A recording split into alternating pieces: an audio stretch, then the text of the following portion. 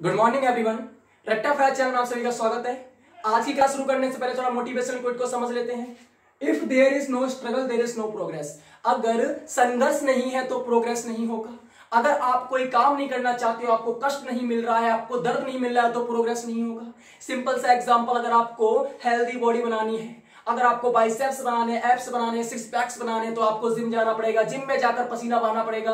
पसीना बहाना नहीं चाहते, चारपाई पे लेट कर आपको हेल्दी बॉडी बनानी है, नहीं बनेगी। अगर आपको एजुकेशन चाहिए, आप चाहते हो कि दूसरे लोगों से अच्छा आपको नॉलेज हो, तो आपको स्कूल में जाना पड़ेगा, बुक को पढ़ना पड़ेगा, रात रात जाकर पढ़ाई करनी पड़ेगी। अगर आपको जॉब चाहिए तो आपको पढ़ाई करनी पड़ेगी। दूसरे लोग अगर सिर्फ मलाई खा रहे हैं, मस्ती कर रहे हैं, और आपको एक अच्छी जिंदगी चाहिए, तो आपको पढ़ना पड़ेगा। उनकी तरह अगर करोगे तो उनकी तरह बनोगे। सिंपल सा है कि स्ट्रगल है तो प्रोग्रेस है, स्ट्रगल नहीं है तो प्रोग्रेस नहीं है। एक छोटी सी कहानी से, एक छोटे से एग्जांपल से मैं आपको आगे और समझाना चाहूंगा। एक मां की कोख से दो बेटों ने जन्म लिया। एक का नाम है कोयला, एक का नाम है हीरा। अब मैंने इसमें मां की कोख का नाम क्यों लिया? क्योंकि दोनों एक ही स्थान से निकलते हैं, एक ही खान से निकलते हैं, एक ही जगह से निकलते हैं और एक ही चीज से बनते हैं। मैंने क्या कहा? एक मां की कोख में दो बेटों ने जन्म लिया। एक का नाम है कोयला, एक का नाम है हीरा। हीरे की वैल्यू कितनी है वो आप जानते हो, कोयले की मार्केट में वैल्यू कितनी है वो आप जानते हो। हीरे और कोयले की वैल्यू में धरती और आसमान का अंतर है। ऐसा क्यों? क्योंकि हीरा ज्यादा देर तक अंदर रहा है, उसने ज्यादा तपन सही है, उसने ज्यादा दर्द सहा है। जब उसने ज्यादा दर्द सहा है, उसने ज्यादा संघर्ष किया है, और उसके संघर्ष का परिणाम है कि उसकी वैल्यू कोयले से इतनी ज्यादा है। देखो सिंपल सा है, जितना स्ट्रगल करोगे उतनी प्रोग्रेस होगी, जितना संघर्ष करोगे उतनी प्रोग्रेस होगी, जितना अपने आप को दर्द दोगे उतनी प्रोग्रेस होगी। अगर आप पेन से डर गए, आप संघर्ष से डर गए, तो आपकी प्रोग्रेस भी नहीं होगी। मतलब यह है कि अगर आपको हीरा बनना है तो तपना पड़ेगा। अगर आपको हीरा बनना है तो तपना पड़ेगा। अगर हीरे की तरह चमकना है, जिंदगी भर चमकना है, लोग आपकी चमक को देखने के लिए तरस हैं, आप हर किसी के पास अवेलेबल ना हो पाओ लाइक कोयला, तो आपको तपना पड़ेगा, संघर्ष करना पड़ेगा, मेहनत करनी पड़ेगी। अगर मेहनत नहीं करनी है, अगर संघर्ष नहीं करना है, तो हर गली में, हर घर में, हर नुक्कड़ पे डले मिलोगे, जैसे कोयला डला मिलता है, जो आपकी वैल्यू कोयले की जैसी होगी। अगर संघर्ष नहीं होगा, अगर संघर्ष कर लिया आपने, अगर अपने आप को दर्द दे लिया, अपने आप के लिए मेहनत कर ली, तो आप हीरा बनके अपनी चमक दुनिया को दिखाओगे। इतनी छोटी सी बात के साथ मैं अपनी क्लास स्टार्ट करना चाहता हूं। जैसा कि आपने देखा था टेंसेस के बारे में, लास्ट जो क्लास थी उसमें मैंने बताया था कि इसमें वर्ब आती है, हेल्पिंग वर्ब आती है, जो उसके इंग्रेडिएंट्स हैं, जो उसके पार्ट्स हैं, उनको हमने समझा था लास्ट क्लास में। आज हम समझेंगे कि जो हमारा पहला टेंस है, मैंने बोला था 12 टेंस पढ़ने वाले हैं, 12 टेंसेस होते हैं। प्रेजेंट के 4, पास्ट के 4, फ्यूचर के 4 याद होंगे। तो मैंने बोला था कि 12 के 12 पर फोकस करने वाले हैं। तो आज का जो पहला टेंस है उसका नाम है सिंपल प्रेजेंट, या फिर आप बोलो प्रेजेंट इंडेफिनिट। सर आपने बताया था इंडेफिनिट वो होते हैं जो निश्चित नहीं होते हैं, मतलब कि काम तो हुआ है, कितना हुआ है पता नहीं है। सर निश्चित नहीं है और प्रेजेंट में है, मतलब वर्तमान में काम हुआ है। क्या सर आप इस टेंस से वही बताना चाहते हो? हाँ जी, प्रेजेंट मींस हो गया जो अभी चल रहा है उसमें, और इंडेफिनिट हो गया कि काम कितना हुआ है वो पता नहीं है। अब देखो, जो छोटे की, जो स्कूल की टाइम में हमने सीखा था, उससे हम आगे बढ़ेंगे, क्योंकि हम बेसिक से हाई लेवल तक जाएंगे। तो आज की क्लास में हम सिंपल प्रेजेंट या प्रेजेंट इंडेफिनिट के जो बेसिक कंसेप्ट है, बेसिक एरर्स हैं, उनको फोकस करेंगे। और आने वाली क्लास में इसकी एक क्लास और लूंगा, उसमें हम एडवांस पढ़ेंगे। अगर मैं दोनों क्लास एक साथ ले लिया तो बहुत ही ओवर हो जाएगा, क्योंकि इसके जो एडवांस वाले कंसेप्ट है उनकी प्रैक्टिस करना बेहद जरूरी है। टाइम लगेगा लेकिन अच्छे से, ठीक है। यहाँ पे प्रेजेंट, सिंपल प्रेजेंट और प्रेजेंट इंडेफिनिट की बात कर रहा हूं। इंडेफिनिट मैंने बताया था कि जो निश्चित नहीं है, ऐसा काम जो आपको पता नहीं है कितना हुआ है, उसे इंडेफिनिट वर्क बोलते हैं। और प्रेजेंट आपको पता है टाइम, मतलब वर्तमान का समय। सर इसमें और क्या होता है? देखो, अगर हिंदी की बात करें तो हमें पढ़ाया जाता है कि जिन वाक्यों के अंत में ता है, ती है, ते है, तो है, ठीक है, ऐसे जो भी आते हैं, ता है, ती है, ते है, तो है, जिन वाक्यों के अंत में, जिन सेंटेंस के अंत में ता है, ती है, ते है, तो है आते हैं, वो सिंपल प्रेजेंट के होते हैं। ऐसा हमें स्कूल टाइम में पढ़ाया गया था, जो हमने हिंदी से इंग्लिश में कन्वर्ट किया था। आपकी ये एकेडमिक हिंदी है, एकेडमिक इंग्लिश है।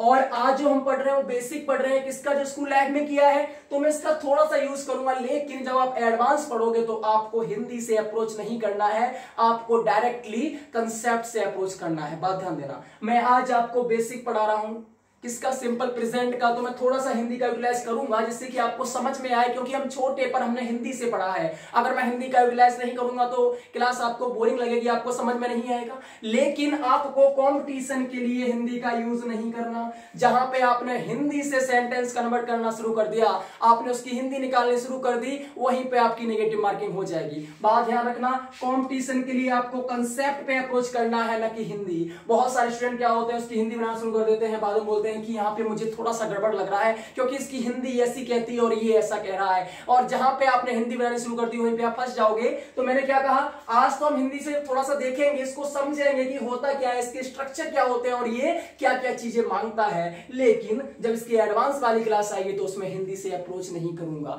किसी भी चीज में हिंदी से अप्रोच नहीं करूंगा, क्योंकि आप कॉम्पिटेटिव एग्जाम के लिए पढ़ रहे हो, ना कि एकेडमिक एग्जाम के लिए। बात ध्यान रखना।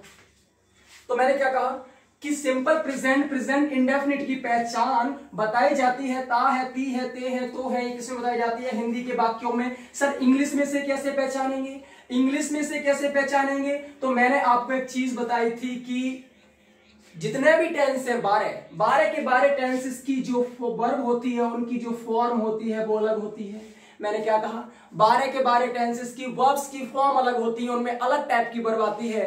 अगर हम इसकी वर्ब की फॉर्म जान लें, अगर हम इसकी वर्ब की फॉर्म सीख लें, तो हम पहचान लेंगे कि ये प्रेजेंट इंडेफिनिट है या नहीं है।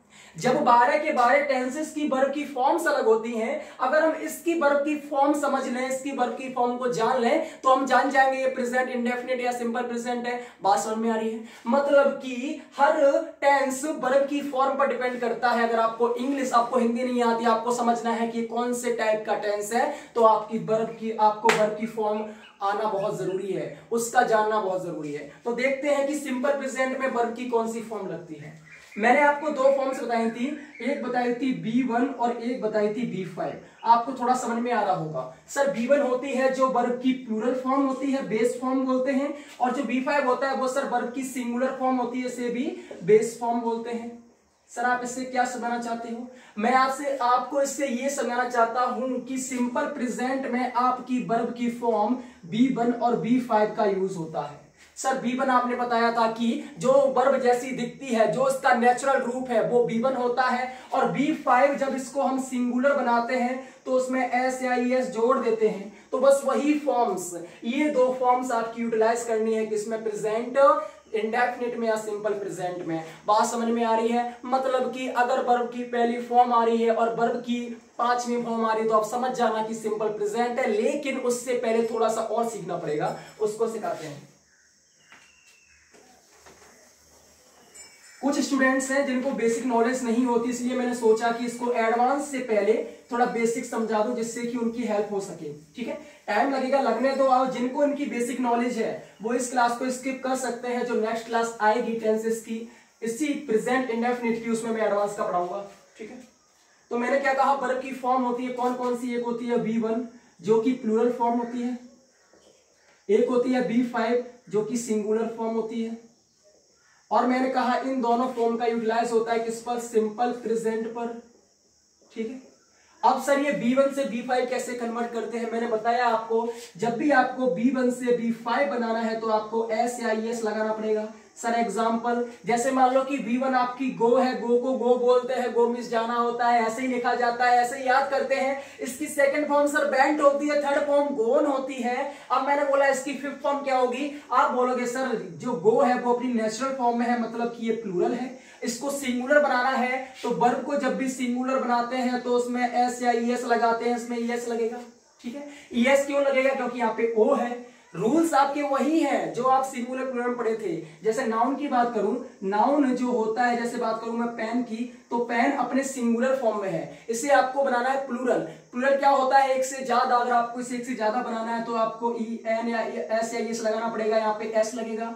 समझ में आ रहा है? नाउन को सिंगुलर से प्लूरल बनाने के लिए ऐसे एस लगाते हैं और वर्ब को प्लूरल से सिंगुलर बनाने के लिए ऐसे एस लगाते हैं। इतना सा कंसेप्ट मैं पहले समझा चुका हूं, आज शायद आपको समझ में आ गया होगा। तो मैंने क्या कहा, यहाँ पे वर्ब की फर्स्ट फॉर्म और वर्ब की जो फिफ्थ फॉर्म है उसका यूटिलाइज होगा, तो आप समझ जाना सिंपल प्रेजेंट होगा। क्या सर इसमें हेल्पिंग वर्ब आती है? क्या इसमें हेल्पिंग वर्ब आती है? अगर मैं आपको सेंटेंस की बात करूं, मैं आपको बताया था एक होता है अफर्मेटिव सेंटेंस, मतलब कि सकारात्मक बात की जिसमें नेगेटिव बात नहीं होती, जिसमें कोई क्वेश्चन नहीं होता, ठीक है, जिसका यूज हम इंफॉर्मेशन देने के लिए करते हैं। जैसे मैंने बोला कि मैं पढ़ा रहा हूं, मैंने बोला मैं पढ़ाता हूं, मैंने बोला मेरा नाम संदीप है। तो ये जो जितने इंफॉर्मेशन देने के लिए काम आते हैं वो कौन से होते हैं? अफर्मेटिव होते हैं।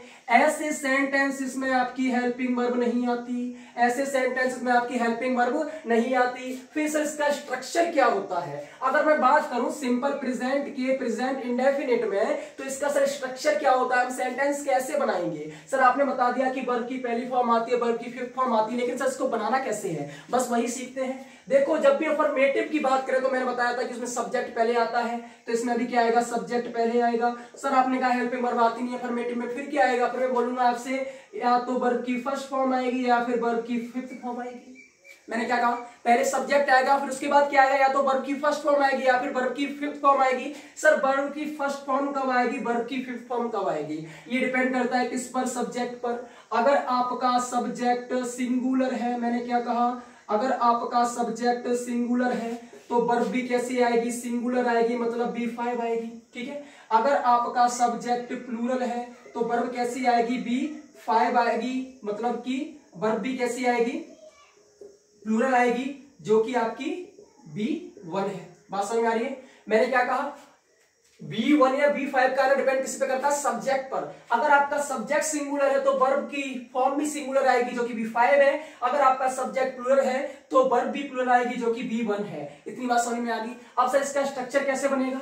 इसका स्ट्रक्चर कैसे बनेगा? देखो, मैं आपको इसमें समझा तो रहा हूं, बट मैं मोस्टली आप वो चीज करूंगा कि आप इंग्लिश टू इंग्लिश समझें, क्योंकि आप अभी छोटे नहीं हो, आपने पहले इसका पढ़ चुका है जो भी इसका बेसिक है। तो मैं जितना ट्राई होगा वो आपको इंग्लिश टू इंग्लिश अप्रोच करने में करूंगा, हिंदी का कम से कम यूटिलाइज करूंगा, क्योंकि हिंदी से अप्रोच करने की वजह से हम कॉम्पिटेटिव एग्जाम में हमें इंग्लिश हार्ड लगती है। इंग्लिश बहुत प्यारी है, कंसेप्ट से समझोगे, अगर आप सही डायरेक्शन में सही अप्रोच से पढ़ोगे, इंग्लिश टू इंग्लिश पढ़ोगे, जैसे इंग्लिश पढ़नी चाहिए वैसे पढ़ोगे, तो आपको इंग्लिश हार्ड नहीं लगेगी, ठीक है। आगे बढ़ते हैं। तो मैंने क्या, सब्जेक्ट के साथ B1 या B5 आता है। क्यों आता है? क्योंकि हम सिंपल प्रेजेंट की बात कर रहे हैं। सिंपल प्रेजेंट में वर्ब की दो फॉर्म का यूटिलाइज होता है, एक सिंगुलर एक प्लूरल। मतलब B1 होगा नहीं तो B5 होगा। B1 कब होगा? जब सब्जेक्ट प्लूरल होगा। B5 कब होगा? जब सब्जेक्ट सिंगुलर होगा, ठीक है। इतनी बात समझ में आ गई। और पीछे आपके आते हैं अदर वर्ड्स। अदर वर्ड्स मैंने यहाँ पे यूज क्यों किया है? क्योंकि यहाँ पे आपका ऑब्जेक्ट भी आ सकता है, यहाँ पे आपका सब्जेक्ट कॉम्प्लीमेंट भी आ सकता है। अगर मैं सिर्फ ऑब्जेक्ट लिखूं तब भी नाइंसाफी है। सर आपने बताया था कि वर्ब के बाद हर चीज ऑब्जेक्ट नहीं होती, आप हमेशा यहाँ पे ऑब्जेक्ट क्यों लिखते हो?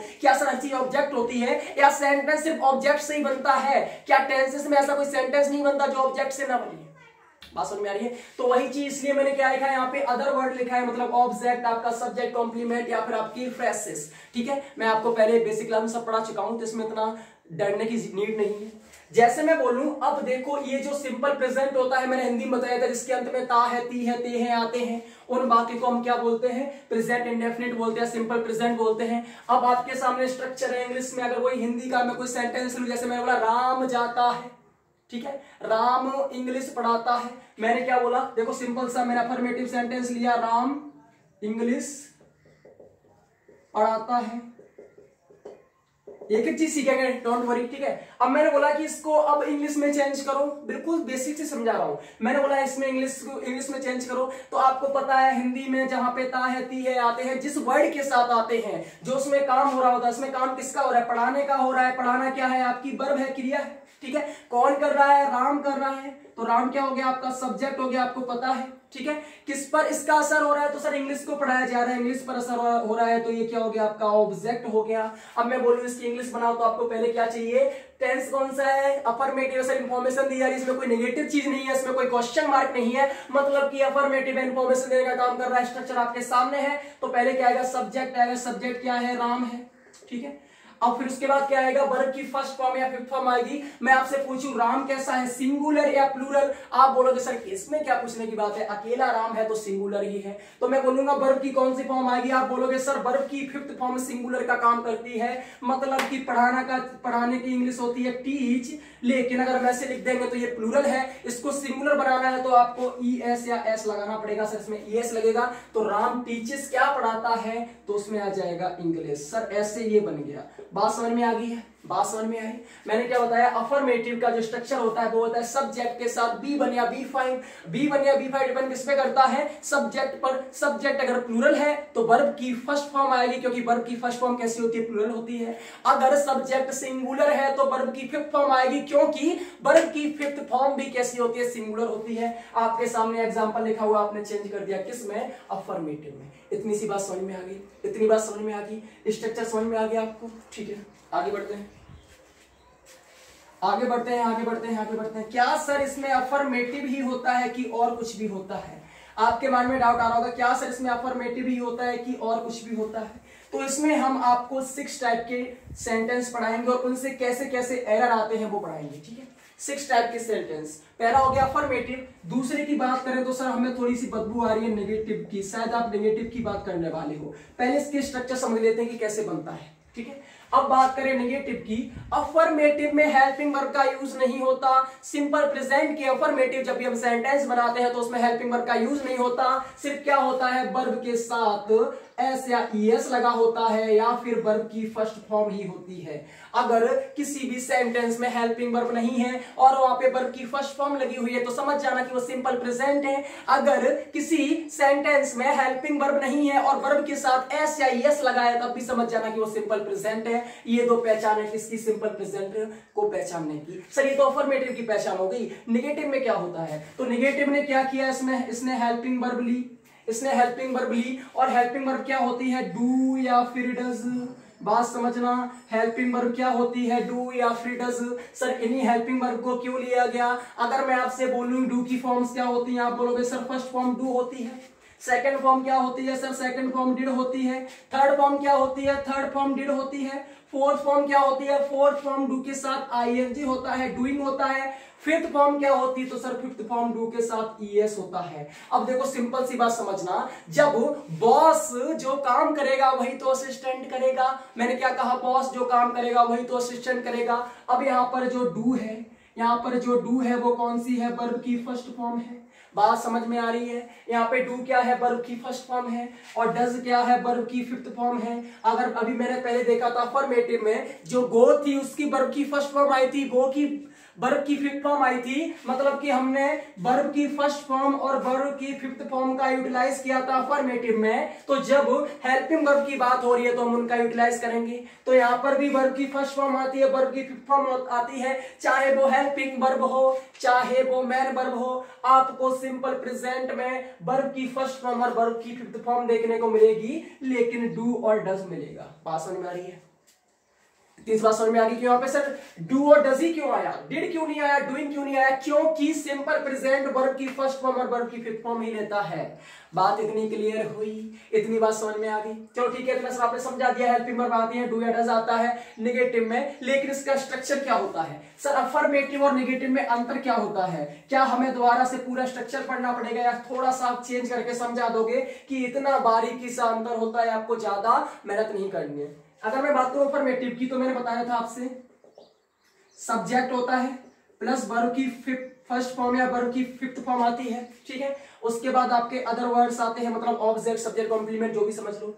क्या सर नेगेटिव में ऐसा होता है, तो मैं आपको बताऊं नेगेटिव में थोड़ा सा चेंज होता है। आपका सब्जेक्ट तो सब्जेक्ट रहता है, ठीक है। यहां पर क्या होता है, यहाँ पे क्या होता है, हेल्पिंग वर्ब जुड़ जाती है। क्या जुड़ जाता है, हेल्पिंग वर्ब मतलब डू या डज, ठीक है। इसके साथ आपका नॉट जुड़ जाता है। क्या जुड़ जाता है, नॉट जुड़ जाता है। नॉट क्यों जुड़ा, क्योंकि नेगेटिव की बात हो रही है।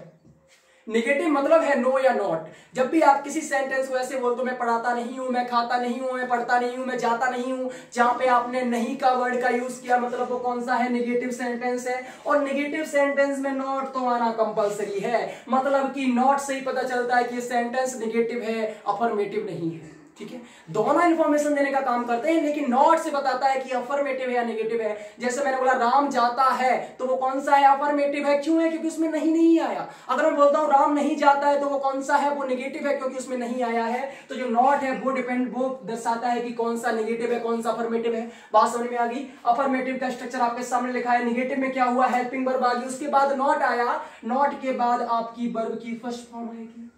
नॉट के बाद आपकी वर्ब की फर्स्ट फॉर्म आएगी। सर ये क्यों आया, वर्ब की फर्स्ट फॉर्म क्यों आई, क्योंकि जो वर्ब की फर्स्ट और सेकंड फॉर्म थी, ठीक है, जो वर्ब की फर्स्ट या सेकंड फॉर्म थी, वो क्या हुआ, हेल्पिंग वर्ब ने अपने ऊपर ले ली।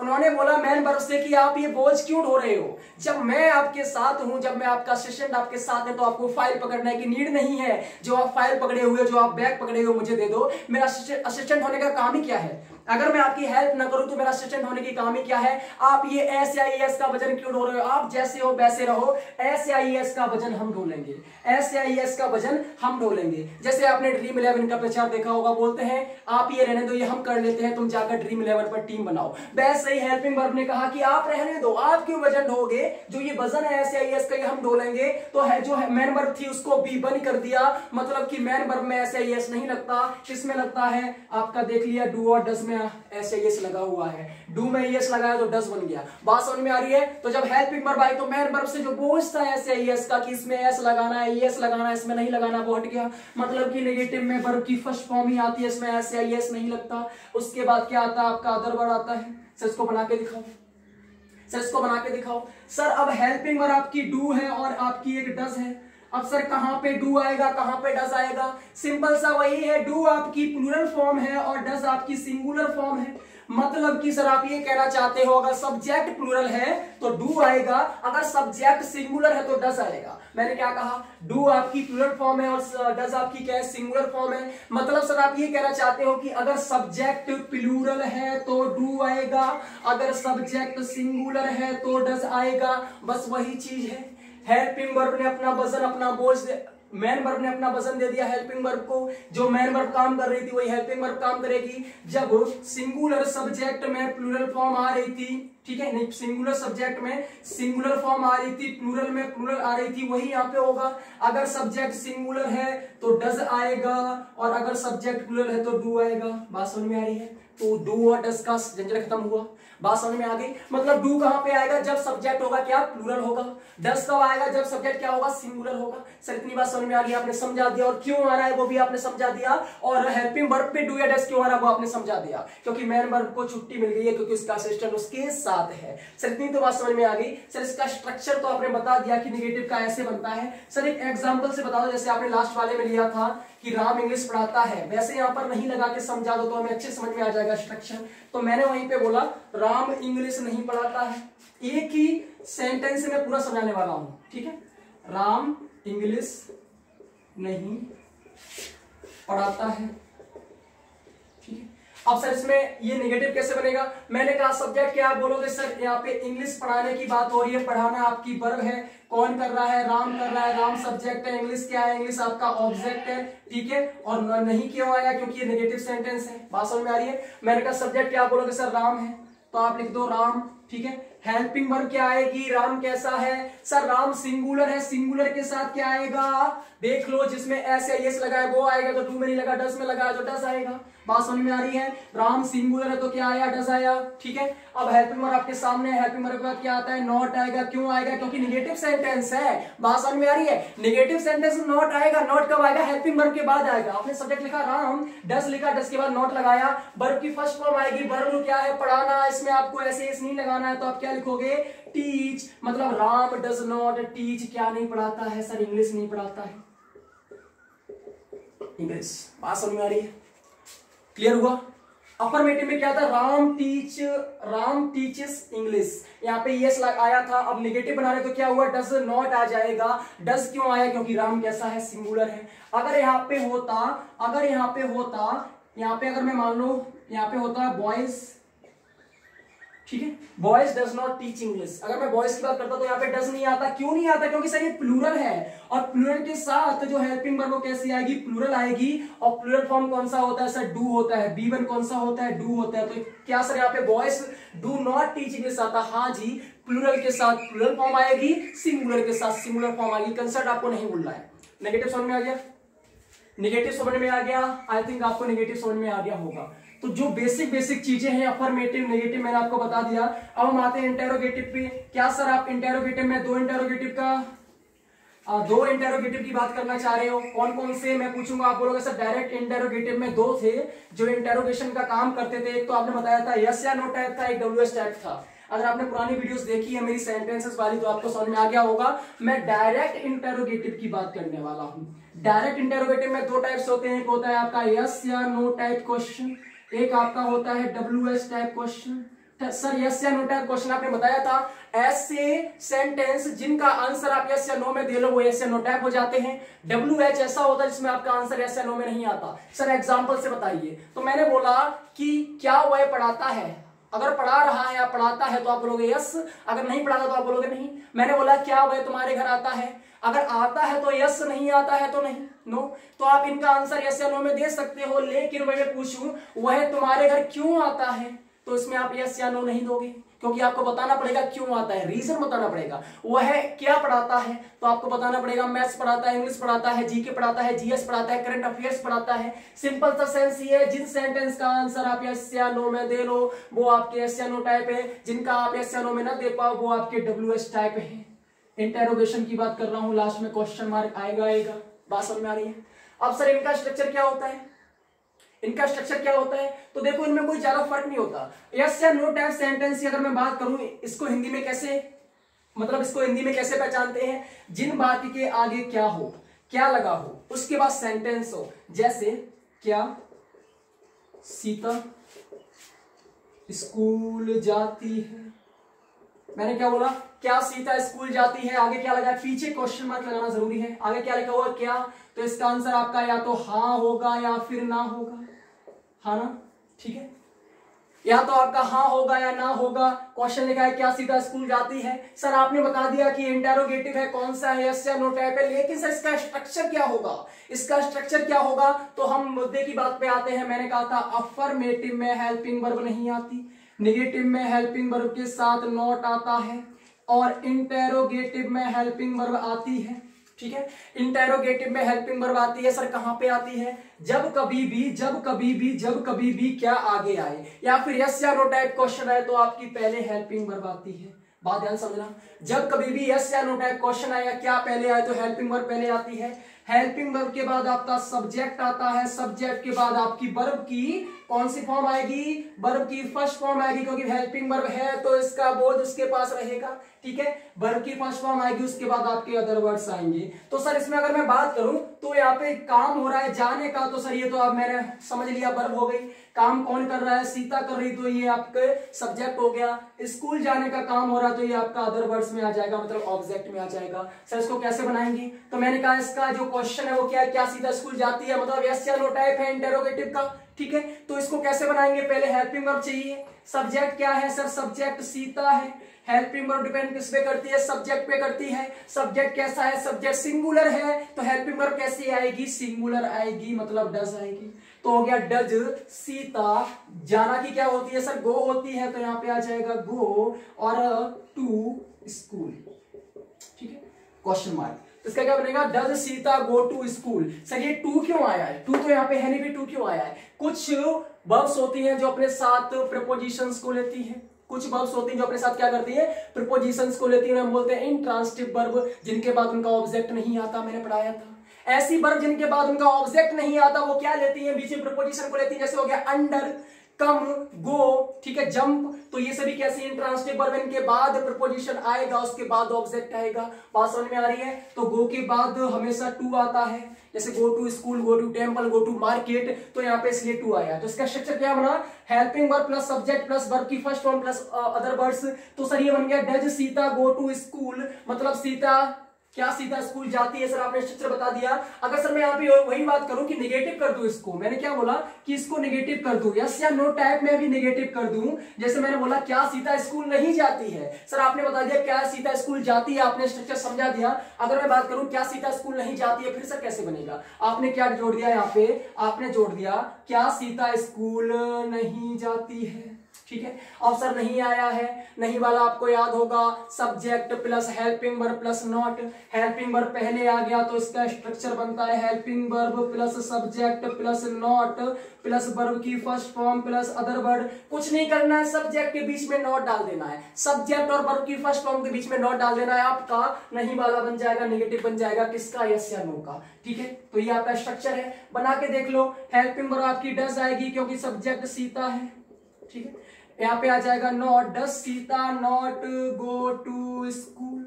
बिल्कुल बेसिक चीजें हैं, बिल्कुल सिंपल चीजें हैं। तो आई थिंक आपको समझ में आ गया, आपका अफर्मेटिव, आपका नेगेटिव, आपका यस या नो टाइप, उसका अफर्मेटिव, उसका नेगेटिव, इतनी सी बात समझ में आ गई, ठीक है। ये हो गया आपका यस या नो टाइप का अफर्मेटिव, ये हो गया आपका नेगेटिव। अफर्मेटिव में helping verb plus subject plus verb की फर्स्ट फॉर्म प्लस ऑब्जेक्ट, मतलब सब्जेक्ट से पहले हेल्पिंग वर्ब ला दी जाती है। हेल्पिंग वर्ब क्यों आई अफर्मेटिव में? क्योंकि ये इंटेरोगेटिव की बात कर रहा है। अगर अफर्मेटिव सेंटेंस होता तब तो उसमें हेल्पिंग वर्ब नहीं आती है, इंटेरोगेटिव सेंटेंस है, उसका अफर्मेटिव टाइप है, तो यहाँ पे हेल्पिंग वर्ब आएगी, जिससे कि पता चल जाए कि इंटेरोगेटिव है। बात समझ में आ रही है? और यस या नो टाइप है तो हेल्पिंग वर्ब पहले आएगी। इतनी बात समझ में आ गई? सर इतनी सी बात समझ में आ गई। सर ये WH टाइप का क्या स्ट्रक्चर अलग होगा क्या? हमको अलग से समझना पड़ेगा WH टाइप का स्ट्रक्चर क्या होता है। अगर मैं बात करूं WH टाइप की तो उसमें क्या आता है आपका? वेयर आता है, व्हेन आता है, हाउ आता है, व्हाट आता है, ठीक है। तो ये कुछ टाइप के होते हैं जो इसमें आते हैं, वेयर, व्हेन, हाउ, व्हाट, ये WH टाइप वर्ड्स होते हैं, ठीक है। अब सर इनकी जैसे मैं बात करूं, यहाँ पे मैं बोल दूं सीता स्कूल क्यों जाती है, मैंने क्या बोल दिया सर? यहाँ पे क्या हट जाएगा, क्योंकि क्या पहले आएगा तो क्या होगा? वो आपका यस या नो टाइप होगा। जब भी WH टाइप क्वेश्चन आता है तो सब्जेक्ट आपका आगे आता है और जो WH टाइप वर्ड है वो कहाँ आएगा? बीच में आएगा। तो मैंने यहाँ पे क्या बोला? सीता स्कूल क्यों जाती है, सीता स्कूल क्यों जाती है। सर क्यों को क्या बोलते हैं? वाई, यहाँ पे आपका वाई आ जाएगा, ठीक है। अब सर ये यहाँ पे सिर्फ क्यों वर्ड जुड़ा है, यहाँ पे सिर्फ क्यों वर्ड जुड़ा है। क्या सर स्ट्रक्चर हम ये रखकर इसको हम अप्लाई कर सकते हैं? स्ट्रक्चर सर हमारा यही रहे, सर इस वर्ड को अप्लाई कर सकते हैं। जी हाँ, जब भी यस या नो टाइप का जो स्ट्रक्चर होता है और उसमें हेल्पिंग वर्ब जुड़ जाए, मतलब हेल्पिंग वर्ब तो आपकी जुड़ी है लेकिन WH टाइप क्वेश्चन जुड़ जाए, इसको अच्छे समझते हैं। ऐसे कंफ्यूज हो जाओगे, ऐसे कंफ्यूज हो जाओगे, इतना सारा मैंने लिख दिया, कंफ्यूज हो जाओगे, ठीक है। तो मैंने आपको यस या नो टाइप का बता दिया। हेल्पिंग वर्ब पहले आती है, सब्जेक्ट आता है, फिर आपकी वर्ब की फर्स्ट फॉर्म आती है और उसके बाद अदर वर्ड्स आते हैं। अगर नेगेटिव की बात करें तो helping verb plus subject plus not plus verb की first form plus other words. अब मैं बात कर रहा हूं WH टाइप क्वेश्चंस की। तो अब देखो, पहले हम बात करते हैं यस या नो टाइप का जो स्ट्रक्चर था वो आपका था helping verb plus subject plus verb की first form plus other words. दूसरा था helping verb plus subject plus not plus verb की first form plus other words. इतना समझ में आ गया था सर? हाँ समझ में आ गया था सर। WH का इससे क्या मतलब है? मैंने बोला कि सीता स्कूल क्यों नहीं जाती है, वर्ड क्या जुड़ा है? क्यों नहीं जुड़ा है। अगर मैं बात करूं वहीं पे इसको बनाए तो क्या बनाता? Does Sita go to school. अब सर यहाँ पे क्यों जुड़ गया है? क्यों को क्या बोलते हैं? वाई बोलते हैं सर। क्यों को क्या बोलते हैं? WH वाई बोलते हैं। अब जब भी ऐसा कोई सेंटेंस आए तो जो WH टाइप क्वेश्चन है वो सेंटेंस के पहले लगा दो। कहां लगा दो? सेंटेंस के पहले लगा दो। तो सर आप कहना चाहते हो कि जो यस या नो टाइप क्वेश्चन है उनके स्ट्रक्चर में WH टाइप क्वेश्चन अगर आगे लगा दे तो वो WH टाइप क्वेश्चन का स्ट्रक्चर बन जाएगा। हाँ जी, इसको पढ़ोगे why does Sita go to school, Sita school क्यों जाती है, आपका ये बन गया। अगर वही बात करूं नेगेटिव की तो मैंने क्या बोला था? व्हाई डज सीता, इसके बाद क्या आ जाएगा आपका? नॉट आ जाएगा, नॉट गो टू स्कूल। बात क्लियर हो गई? इंटेरोगेटिव बनाने के लिए आपको हेल्पिंग वर्ब पहले लेनी पड़ती है। कौन सा इंटेरोगेटिव? यस या नो टाइप। जब किसी सेंटेंस का आंसर यस या नो में आए तो उसको हेल्पिंग वर्ब कैसे लेते हैं? आगे लेते हैं। लेकिन वही बात करें WH टाइप की तो आपको क्या करना पड़ता है? उस इंटेरोगेटिव में WH का जो क्वेश्चन है उसे आगे लगा दो तो वो सेंटेंस बन जाता है। जैसे हमने बात की क्या सीता स्कूल जाती है तो उसका बना था does Sita go to school. वहीं पे मैंने बोल दिया सीता स्कूल क्यों जाती है तो हो गया why does Sita go to school. क्यों आगे आ गया? वही मैंने बोल दिया सीता स्कूल क्यों नहीं जाती है, तो why does Sita not go to school. ये आपके सिंपल प्रेजेंट के 6 सेंटेंस है, इनसे ज्यादा आपका नहीं पूछा जाता है, यही सेंटेंस आपके यूटिलाइज होते हैं। आपने सीख लिया अफर्मेटिव नेगेटिव, फिर आपने सीख लिया यस या नो टाइप का इंटेरोगेटिव उसका नेगेटिव, फिर आपने सीख लिया डब्ल्यूएस टाइप का अफर्मेटिव उसका नेगेटिव। मतलब कि आपने 6 सेंटेंस सीख लिए हैं बस आपके सिंपल प्रेजेंट में, इतने ही है। अब इसकी प्रैक्टिस कर लेते हैं। अब इसमें सर एरर कैसे आते हैं, आपने सर बेसिक स्ट्रक्चर बता दिया इस टेंस का, सिंपल प्रेजेंट का आपने बता दिया कि डू या डज आता है, डू कब आता है, डज कब आता है, क्यों आता है, ठीक है, वर्ब की फर्स्ट फॉर्म क्यों रहती है, सर आपने पूरी चीज क्लियर कर दी। अब सर आप हमें इतना बता दीजिए कि इसमें एरर्स कैसे आते हैं, इसमें एरर्स कैसे आते हैं, ठीक है। तो ये हमारा बेसिक है, ये अब आपके कॉम्पिटिटिव एग्जाम्स के लिए इसमें से कुछ भी नहीं है, मैं बता रहा हूं इसमें से कुछ भी नहीं है, ठीक है। आपका जो कंपटीशन वाला है वो अगली क्लास में आएगा, इसमें मैं इतना रखूंगा क्योंकि इसमें 3 जो हमें टॉपिक्स में बात करनी है, इसमें टाइम लगेगा, अगर मैं अभी ले लूंगा तो बड़ी क्लास हो जाएगी, ठीक है। तो मैंने क्या बोला कि आपका ये बेसिक है जो आप स्कूल टाइम में पढ़ते हैं, ठीक है। अब जैसे मैं पूछूं इसमें एरर कैसा आ सकता है, वहीं पे मैंने जैसे बोलो, जैसे मैंने आपसे बोल दिया एक सेंटेंस दिया, यू डज नॉट राइट, मतलब तुम नहीं लिखते हो, ऐसा कहीं पर बीच में सेंटेंस आ गया तो आप समझ जाना कि जो हमारे यू है, जो हमारे यू भैया है वो कैसे है, प्लूरल है। प्रोनाउन का और देख लो, प्रोनाउंस में क्या क्या होता है, ही, सी और इट, ये आपके सिंगुलर होते हैं, ठीक है।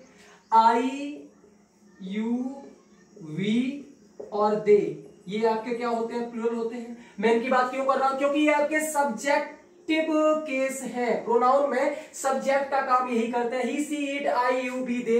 जो आपका बाई आई है ये एक्सेप्शनल है, मतलब कि 2 टेंसेस में ये आपका सिंगुलर का काम करता है, बाकी सभी टेंसेस में प्लूरल का काम करता है। अगर मैं बात करूं सिंपल प्रेजेंट की, तो यहाँ पे आई किसका काम करता है, प्लूरल का करता है, मतलब कि सर इसके साथ प्लूरल वर्ब आएगी। हाँ जी, जब आई यहाँ पे प्लूरल का काम कर रहा है तो इसके साथ क्या आएगा, प्लूरल वर्ब आएगी। सर यहाँ पे आपने देखा यू क्या है, प्लूरल है, यू क्या है, प्लूरल है, तो इसके साथ क्या आना चाहिए, हेल्पिंग वर्ब कैसी आनी चाहिए, प्लूरल आनी चाहिए। यहाँ पे कैसी आई है बेटा, सिंगुलर आई है, सिंगुलर आई है, तो इसको चेंज कर दो प्लूरल में, मतलब कि आपका एरर यहीं पे है। तो कभी कभी क्या करता है, बेसिक चीजें पूछ लेता है एग्जाम में, तो आपको इतना पता होना चाहिए कि यू के साथ क्या आएगा, डू आएगा, ठीक है। वैसे अगर बात करूं, ही राइट हिज होमवर्क, सर इसमें एरर क्या है, तो आप बोलोगे सर ही जो आपका है वो आपका सिंगुलर है, इसके साथ सिंगुलर फॉर्म आनी चाहिए, लेकिन सर ये जो बैठा है ये तो प्लूरल फॉर्म में है, इसको सिंगुलर कैसे बनाएंगे, तो इसके साथ एस लगा देंगे तो बन जाएगा ही राइट्स हिज होमवर्क। अब ये करेक्ट है, यहाँ पे क्या था, इनकरेक्ट था। तो कभी कभी ऐसी चीजें पूछ लेता है, सिंपल बेसिक चीजें पूछ लेता है, इसलिए हमें पता होना चाहिए कि किसके साथ क्या आता है, ठीक है। अब एक और कंसेप्ट इसको समझा दूं फिर हमारी क्लास ओवर करते हैं, एक कंसेप्ट और उसको समझा दूं फिर अपनी क्लास ओवर करते हैं। जैसे मैं आपसे बोलूं सी प्लेज क्रिकेट, ठीक है, क्रिकेट आईपीएल चल रहा तो क्रिकेट का नाम लिया मैंने, ठीक है। मैंने क्या बोला, सी प्लेज क्रिकेट, वो है क्रिकेट खेलती है। मैं बोलूं आपसे सही है, आप बोलोगे सर बिल्कुल सही है। क्यों सही है, क्योंकि सर प्ले के साथ एस फॉर्म आई है, क्यों आई है, क्योंकि सी क्या है, सिंगुलर है, सिंगुलर ने सिंगुलर वर्ब को लिया, बिल्कुल सही है। अगर मैं वहीं पे लिख दूं ही एंड सी, मैंने क्या कर दिया, ही एंड सी, ठीक है। अब यहाँ पे ही और सी दोनों मिलकर क्या कर रहे हैं, क्रिकेट खेल रहे हैं। अब ये सही है, तो आपको ध्यान देना है, जब एक से ज्यादा लोग होते हैं तो वो क्या बन जाते हैं बेटा, प्लूरल बन जाते हैं। और जहां पे प्लूरल का काम किया, वर्ब कैसी आएगी, प्लूरल आएगी, तो यहाँ पे सही होगा ही एंड सी प्ले क्रिकेट। बात समझ में आ गई। सर ऐसे आप वो बोल सकते हो कि अगर राम अकेला है और राम क्या कर रहा है, राम पढ़ा रहा है, तो इसके साथ ईएस आएगा।